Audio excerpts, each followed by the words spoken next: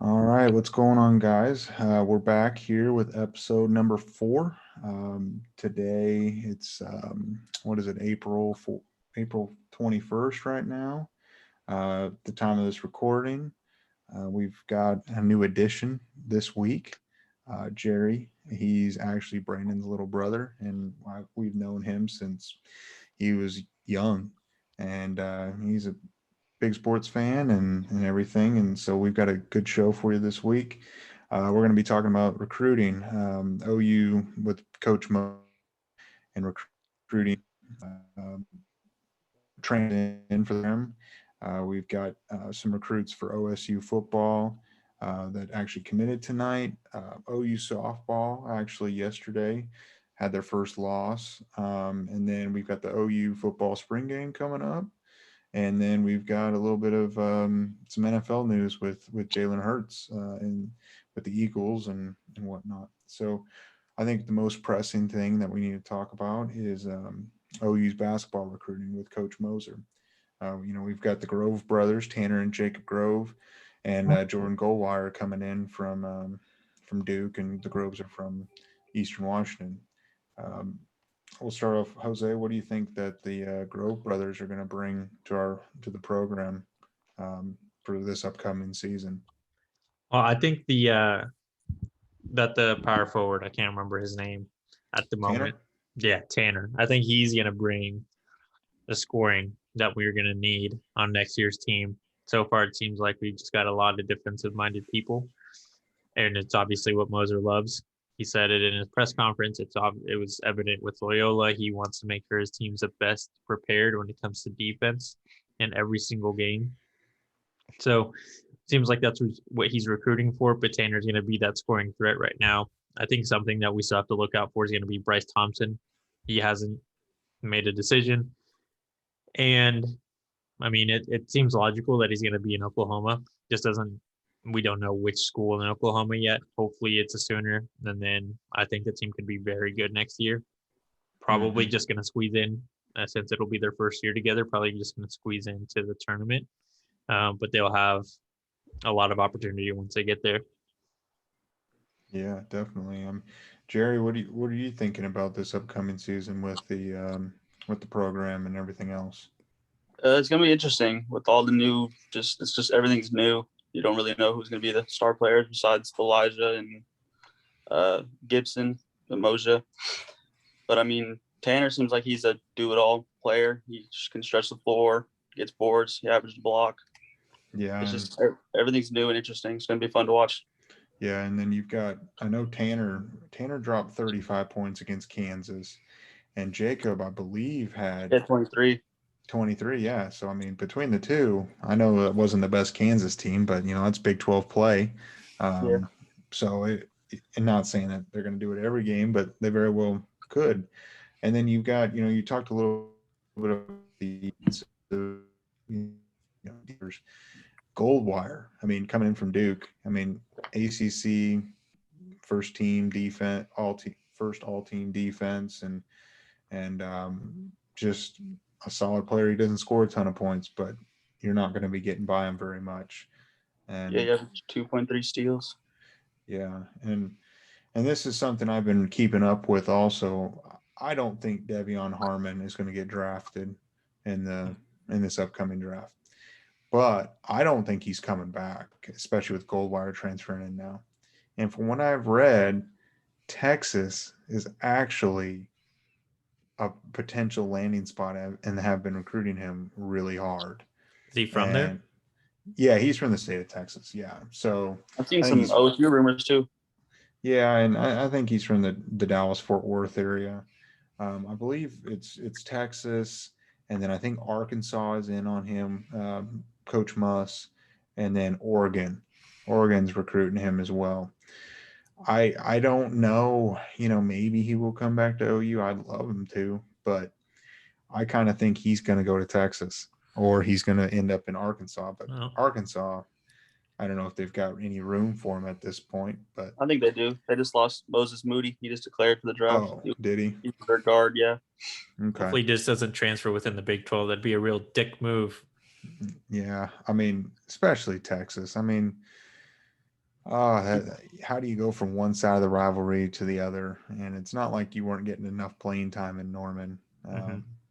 It'll be interesting to watch. You know, with the whole new coaching staff with Chris Beard down there, he's trying to, you know, the pressure down there we've talked about on previous podcasts is enormous.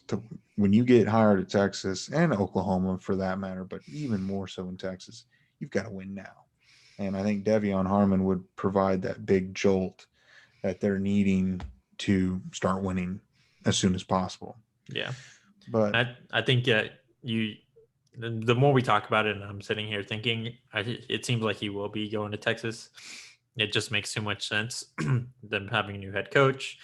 He obviously has NBA aspirations. So playing for Texas, he'll get a lot more TV time since they've got the Longhorn Network with ESPN. He'll get a lot more exposure, and you know he'll get to hopefully live out his dream. But it sucks that he has to go to Texas to do that. yeah, I don't know. It makes you wonder if Alon Kruger was here, would he have stayed? But I don't know. We can't do the what ifs. You know, sometimes you have to take a step back for us to take a couple steps forward with Moser now being able to take us in the next spot. Yeah. But yeah, Bryce Thompson, you know, I'm not sure. I think we talked about it last week that I agree. I think he's gonna end up in the state of Oklahoma. My gut feeling is Oklahoma State with Coach Boynton. Looks like Jerry might be frozen right now. Mid sneeze. Mid sneeze. Well, we'll keep rolling. I don't know what's going on. Maybe he'll come back eventually. Yeah, he'll come back. But I think that's all we've really got as far as OU's basketball program. You know, it's nice to see some people joining our roster, filling it out a little bit, and whatnot. So we'll see what happens. And then yesterday, which would be Tuesday, April 20th, OU softball played a doubleheader against Georgia. And golly, I mean, blowing a lead to Georgia, you know, we've seen that story before, unfortunately. We do enjoy doing that, huh? Yeah. But you know, it is what it is. You can't, it's tough to, when you're the best team or one of the best teams in the country, it's tough to get up for every single game, no matter the opponent. That's why most sports you don't go undefeated. That's why Gonzaga didn't win. I mean, you know, they almost lost to UCLA and then they got beat. And it's just, that's the way it goes. I mean, the Patriots didn't go perfect. There's no perfect team in the NBA. It's just the way it is. It's impossible. I mean, it's not done very often for a reason, but it's only one loss. They've got a lot more play to go, and at the end of the day, luckily it's a tournament. So as long as they perform in the tournament, they'll be okay. Yeah, and we know they're going to make it there. Oh yeah, and then you could tell they were not happy with themselves when they came out and in the second game and put up 12 runs on them really fast in the first 3 innings, I think it was. But it's good to see they're back on track. Sometimes it's good to lose once or twice in the regular season to prepare you for the postseason. You know, I'd rather win a championship than go perfect in the regular season. But yeah, well, the Colts did it whenever, I can't remember the year, but they were, I think it was through 14 weeks undefeated, and then they just decided that they were going to lose the last 2 so they can rest the veteran players, and because it would help them play close games in the playoffs.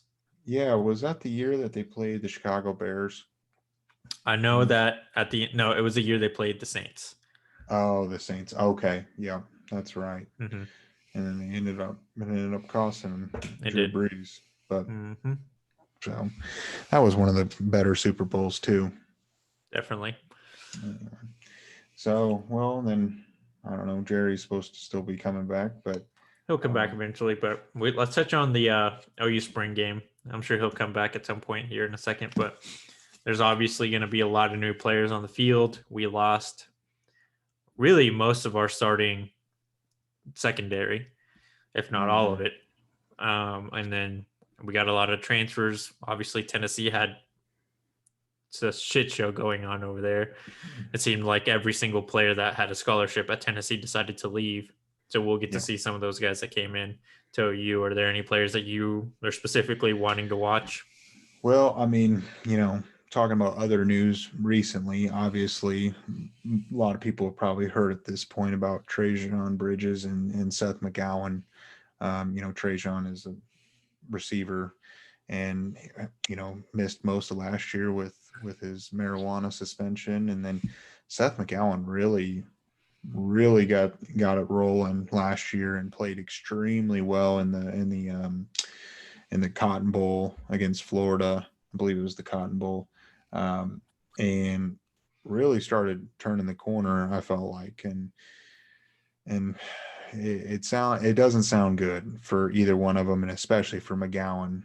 I'm not going to really go into the whole story, but armed robbery.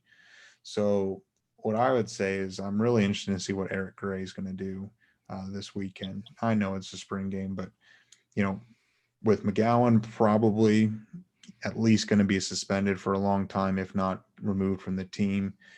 We need that number 2 running back now more than ever. And I think Gray can be that with Kennedy Brooks, and it can be a 1-2 punch. It shouldn't. It's too bad that it might be that way because we should have McGowan back there, but I don't know. So, what about you? You talked about the secondary. Are you interested about Lawrence coming in from Tennessee? I'm big on the defense. I think that, and this is just kind of a prediction randomly. It has nothing to do with the spring game, but I think if at any point Lincoln Riley wants to leave as the Oklahoma head coach, Grinch is just going to be kept to fill in that spot. Like what Oklahoma should do is always make sure that if Grinch ever says he wants to leave, pay him head coach money because he's transformed that defense and ultimately the football program alongside with Lincoln Riley. And now next year, I believe they should be the favorites to win it all. Mm-hmm. That being said, I think watching that entire new group of corners is going to be really interesting. We lost Trey Brown, Norwood, Buki transferred. So we're going to see, I guess this will be the first time we get to see a defense with players fully recruited or mostly recruited by Grinch and Lincoln. So it'll be fun to watch. They're obviously someone that those coach wanted in the program. Then obviously we'll get to see Caleb Williams for the first time. That guy loves being a Sooner. So it'll be fun to watch him go head to head versus Spencer.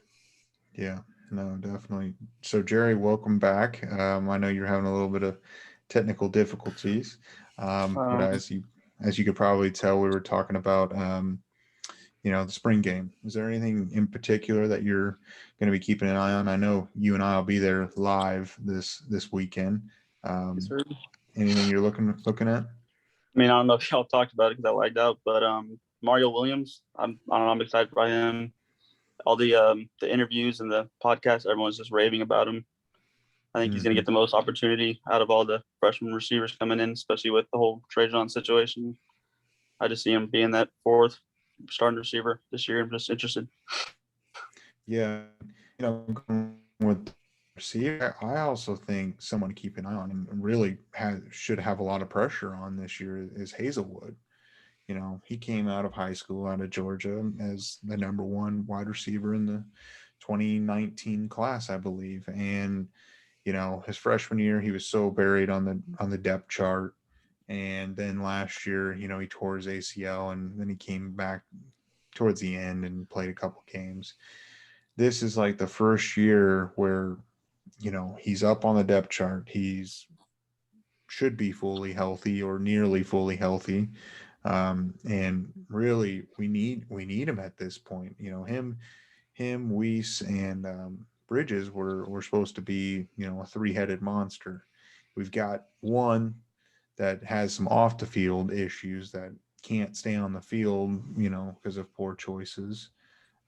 Granted, he could be cleared of everything. I don't know, but as of now, he's suspended. And then we've got one that battled some injuries, and Theo Weiss has been the most consistent out of the 3. At the end of the day, if you can't stay on the field, then you're not that great either, even if you got all the talent in the world. So I think it's going to be interesting to see with Weiss and Mims and Williams and just like you said, Jerry, everyone's been talking about Mario Williams as the next Marvin Mims, and we're going to have 2 young guys that are just going to be flying down the field together. Yeah. And another thing is with Austin Stogner. I don't know if you guys are familiar with what he dealt with getting a deep bone bruise, then getting strep, and then the strep infected the bone bruise, and it turned into Jesus. staph. Yeah, it turned into staph last fall, and so he lost a bunch of like muscle mass in his thigh, and it was just impressive for him to even play in the Cotton Bowl, the few plays that he did. And I think I saw that he actually has battled strep again since that game, sometime this winter. But he's been putting some weight back on and has been practicing a little bit and kind of getting it going. I'm interested to see. I don't think he might play, but I don't know if they're going to play him this weekend. But that's more of something to keep an eye on as summer ball gets going, and then we go into fall camp. True. And then outside of the receivers, I think it'll be interesting to see the offensive line. It's going to be the first time in a long time with no Creed Humphrey at the helm, helping out with line assignments for all those guys. Obviously, we'll have a new center. Luckily for whoever the new center is, he's got experienced guys around him. He's not going to be on an island or expected to lead a completely new group of guys around him. So that'll be lucky for him, but it'll be interesting to see how that protection can potentially change. Do what? The center's supposed to be good. I think he was a 4 or 5 star from UCLA before he transferred. Yeah, it was. Is it Chris Murray? Is that his name? I think it's Chris or Eric. Yeah, something like that. Murray. Yeah, he sat out last year, and then finally the third Tennessee transfer. You've got, I don't know if I'm saying it right, Wayne Morris. He's enormous, and he's competing for a starting job, and I think we're going to be all good, but it's going to be one of those deals where we're going to need a few games to probably get the line molded together, because I think that's what cost us a couple games. The 2 games we lost in the beginning of the season, we didn't have the games to ease us in per se. A couple mid-major teams, and I think that helps significantly, and I think we'll see a big difference. Yeah, we started the year in Nebraska, right? Well, that's September 18th, so that's actually not our very first game. We'll play, I think we play Marshall this year, and we play, now that you ask, I can't remember, but I think Nebraska is actually going to be one of the later games. So, no, we don't play Marshall. We play Tulane, and then we play Western Carolina, and then Nebraska. So we've got 2 games, like tune-up games, to really get going, and then I don't know how good Nebraska is truly going to be anyway. Yeah, they were trying to run. Yeah, they were trying to get out of the whole deal, but that's a whole nother story. Yeah. But any final comments? Anything that you guys want to say for the spring game? It should be really fun, and we've got some nice weather coming up, and it'll be good to see some football coming up. Yeah.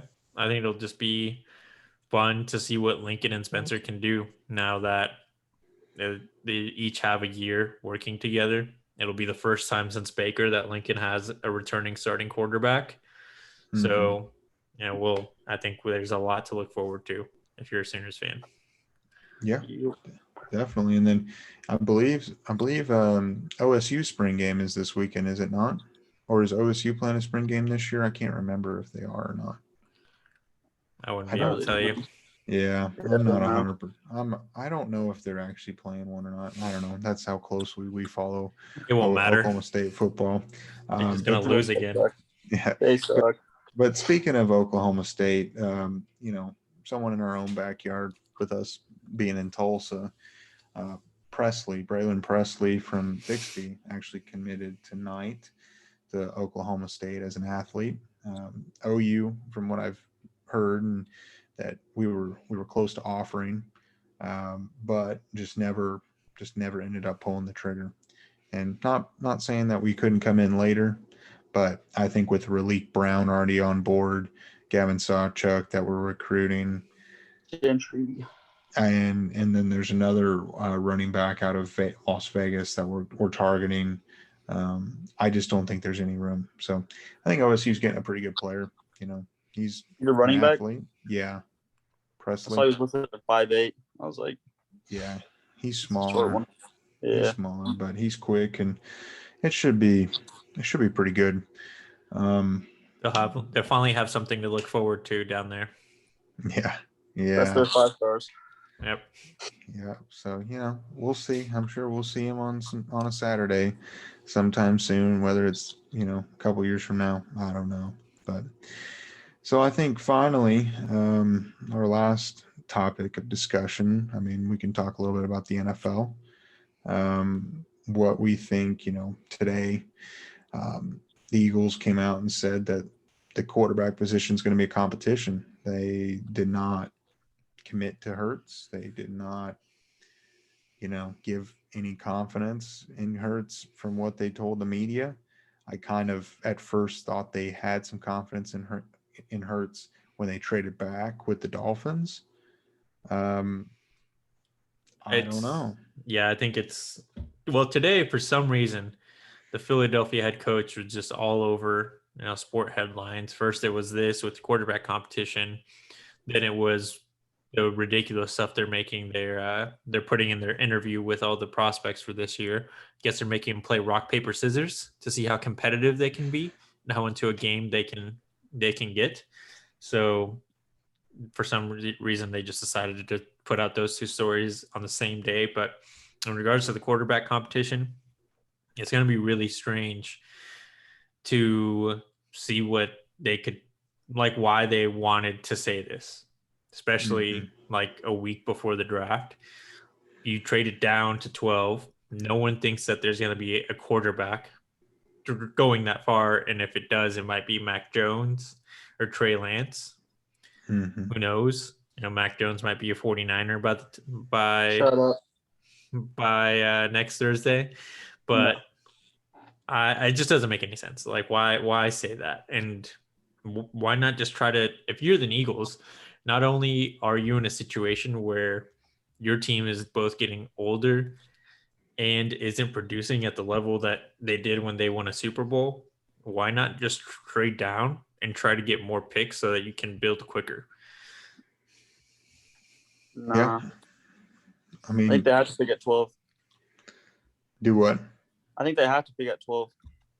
Yeah, I mean they did acquire another first round pick with them trading down from 6 to 12. They have to get a receiver in this year's class with how strong it is and how they missed out on everyone last year, taking Rieger over Ayuk and Jefferson. Yeah, I don't think they're going to trade down. I do think they're going to have to get a receiver because, I mean, what do they have? They got so much hate last year for passing up on everyone. I think they just have to. I mean, they don't have anyone. I mean, Hurts is basically going to go into this like, I've got nothing. It's almost like Newton.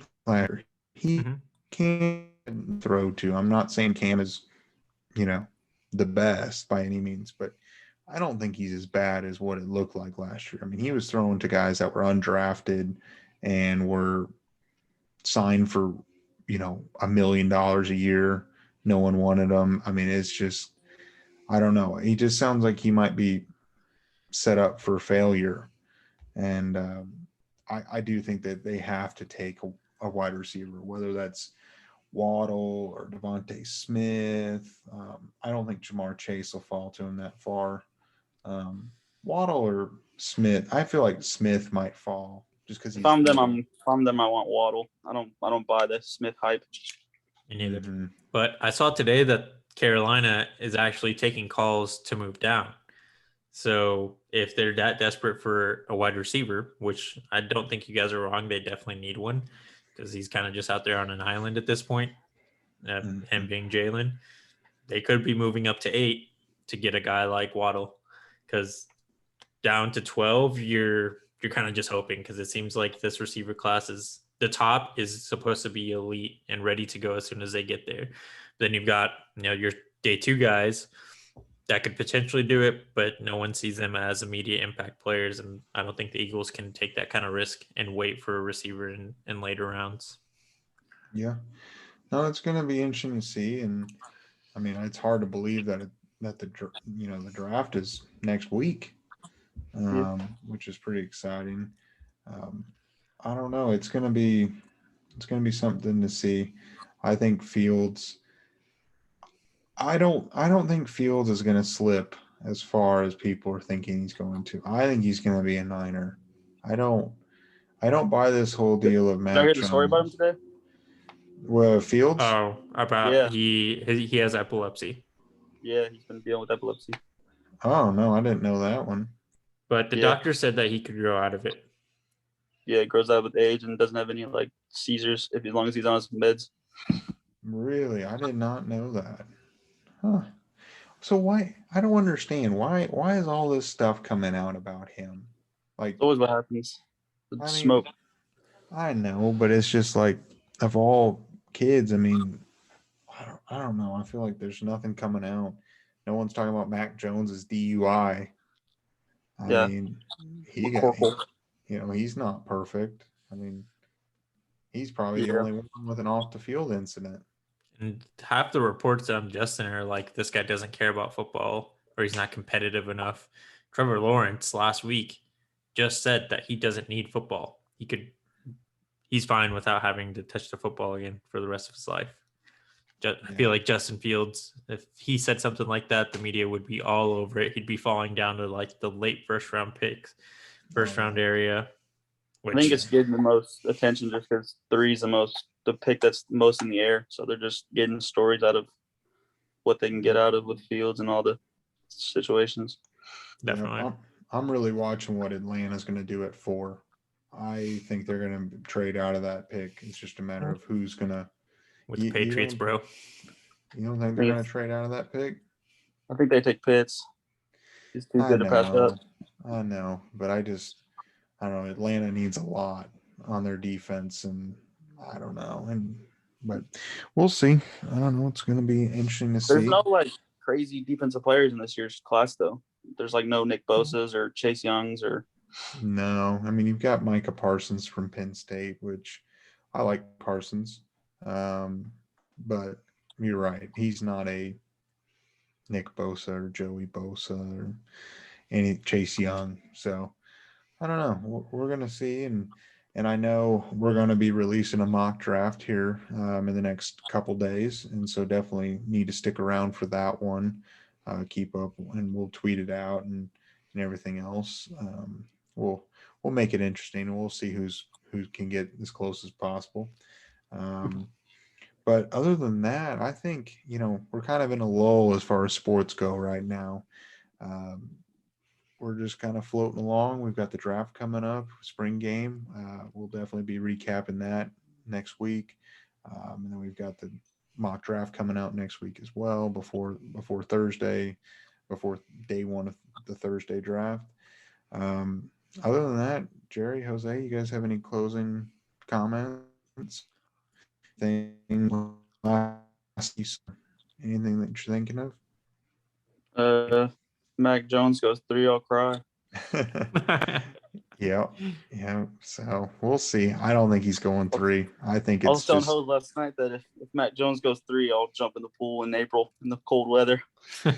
Yeah. Oh man, I tell you what. But I guess you just have to trust Shanahan and what they're doing. But I would be shocked if he got picked at 3. I think everyone's just talking as if they're going to, but I think, like you said, it's all smoke. I think Justin Fields is going 3, but Yeah. I guess we'll see. I don't know. McCorkle's the next Tom Brady, boys. Just watch. McCorkle. Oh God. But no recruit, no kid coming out of college can actually be compared to Tom Brady. There's no way at this point. So Corkle can. Yeah. Cool. So all right. Well, I think that is going to wrap it up for this week. Comment, like, subscribe. We're going to be pumping out some information or some shows coming up in the next week, and we're going to be keeping an eye on everything Oklahoma and NFL and everything that's coming up. But just follow us on Twitter, and let us know what you think. Cool. Thanks. All right. Thanks, guys.